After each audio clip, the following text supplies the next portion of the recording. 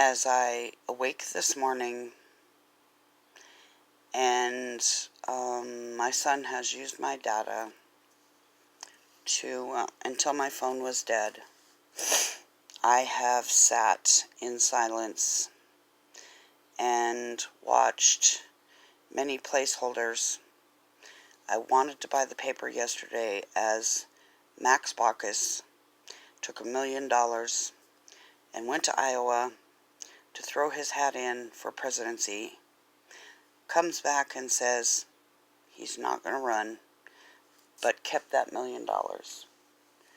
As I have watched my children grow after being demented, saved one as I called my attorney, and he says it's too late for my case to sue all those social workers, Leslie Ontiveros, Linda Rodriguez, Rodrigo Gonzalez, Gwen Lopez, that had taken my children at the border, and my grandchildren, not knowing if they're dreamers or if they're legalized citizens because their parents came here illegally, had their children years and years ago.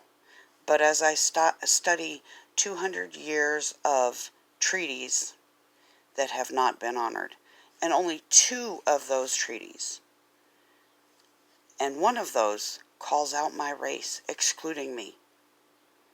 So, while they've killed my father and my brother shares his page, shares a picture with me of his gray beard and mustache as he stole the family estate, as my grandmother, grandfather, mother, and father are killed.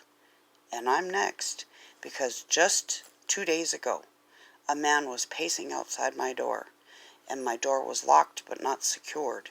And when I say locked, I mean the lock locked, and secured means locked with knives in the door jamb. As a domestic violence survivor, still married to a man 18 years later that the system has ignored. While I sit in another state, and I mediated with an attorney, because on the 20th, as a cancer patient, they're going to throw me out in the street. Me, and lock the doors, change the locks. As a cancer patient, as a damaged person. And while I watch the pecking order of chickens in the state of Montana, where Max Baucus does nothing, Steve Daines does nothing, John Tester does nothing.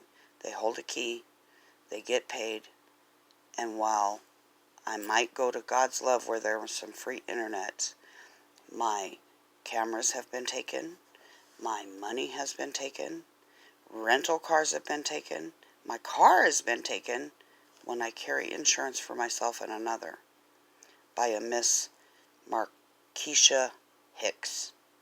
And if you Google who owns the state of Montana, Ted Turner's number 5. So, do your homework, know your enemy.